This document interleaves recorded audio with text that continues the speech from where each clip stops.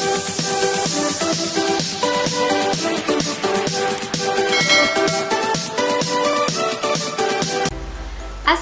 warahmatullahi wabarakatuh. Kembali lagi bersama saya Astri Purwati di La Academia Family YouTube channel.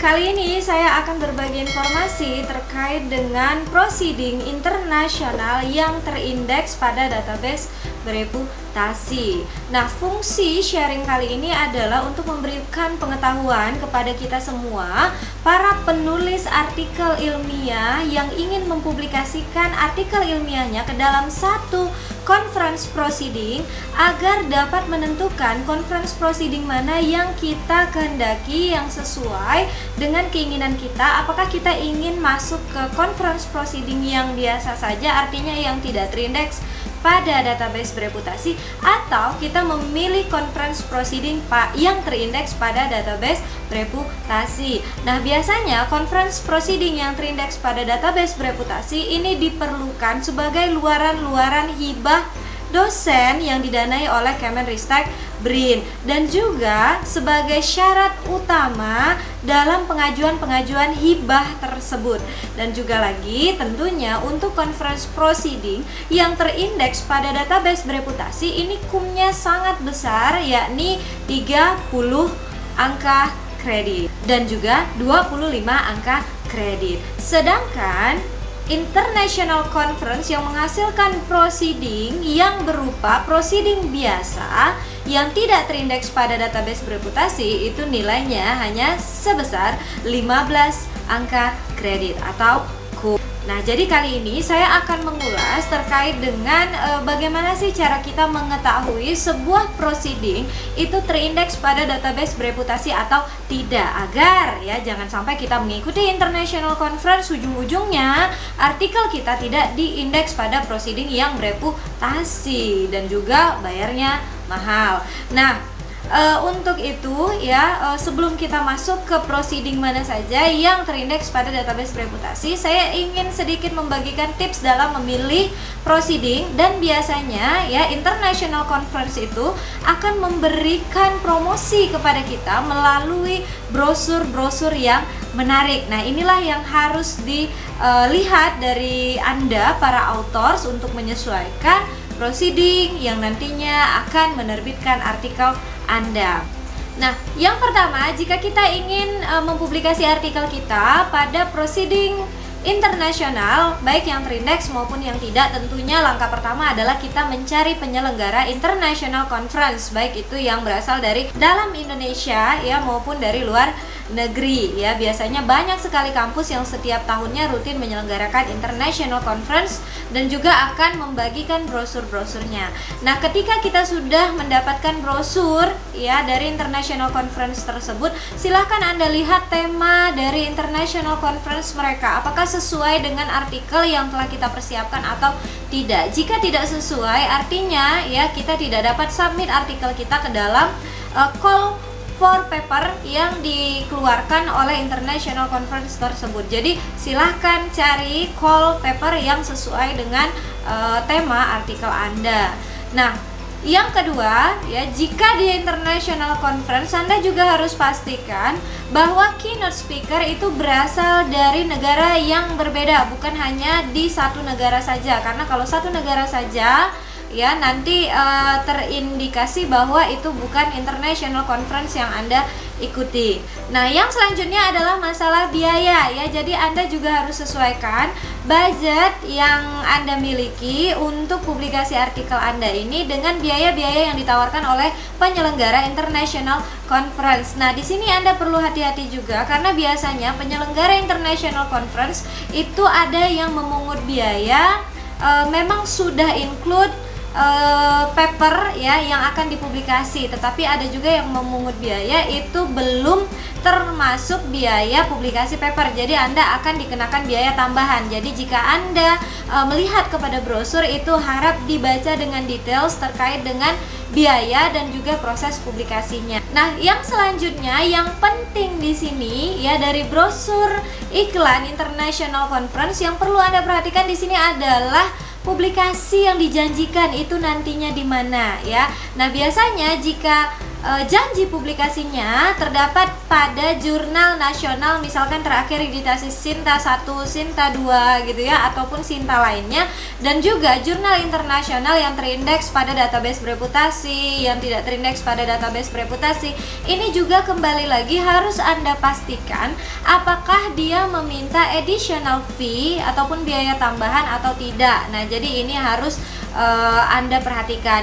Dan juga biasanya ya, conference dari international conference ini tadi yang menjanjikan luarannya untuk diterbitkan atau dipublikasi pada jurnal-jurnal baik itu nasional maupun internasional, biasanya tidak semua accepted paper dalam international conference ini dapat dipublikasi pada jurnal tersebut, karena akan ada review selanjutnya ya, yang menyatakan nantinya akan menginvite Anda ya untuk mempublikasikan artikelnya ke dalam jurnal tersebut jika artikelnya dinyatakan layak dari review selanjutnya. Nah, jadi peluang untuk ke sana itu antara ada ataupun tidak, karena untuk publikasi jurnal sendiri tidak semua artikel yang diterima dalam international conference itu dapat dipublikasi ke dalam jurnal yang telah dijanjikan. Nah, jika penyelenggara tidak menjanjikannya dalam bentuk jurnal, biasanya penyelenggara akan menjanjikan publikasinya dalam bentuk proceeding. Nah, proceedingnya nanti ada dua. Yang pertama harus Anda perhatikan proceedingnya apakah yang terindeks pada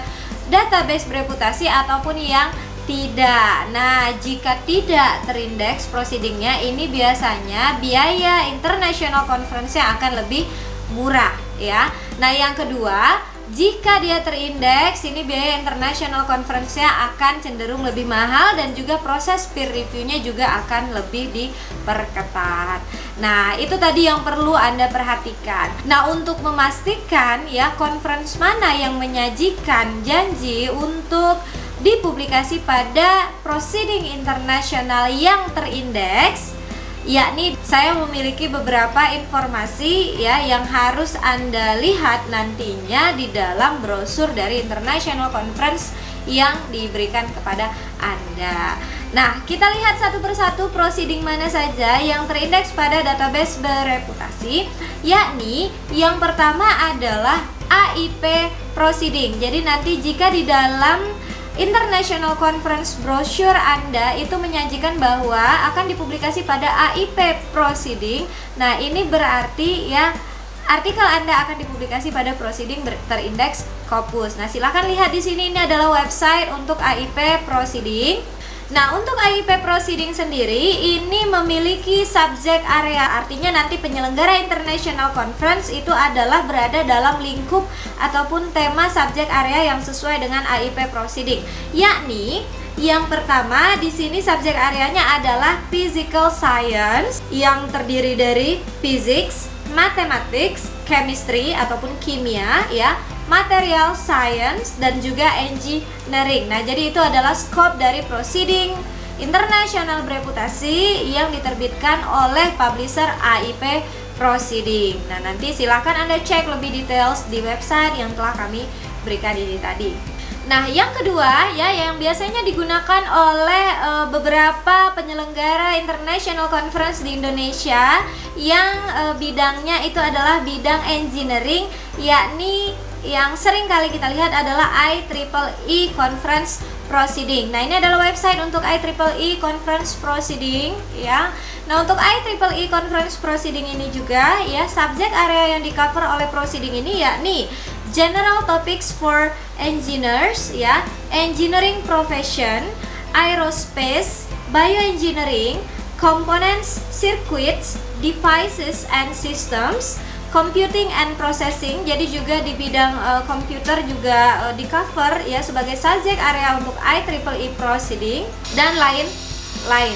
Oke, yang selanjutnya yang ketiga itu ada IOP ya, Conference Series ya. Jadi untuk IOP sendiri ini juga merupakan satu proceeding terindeks pada database bereputasi. Ini adalah website dari IOP.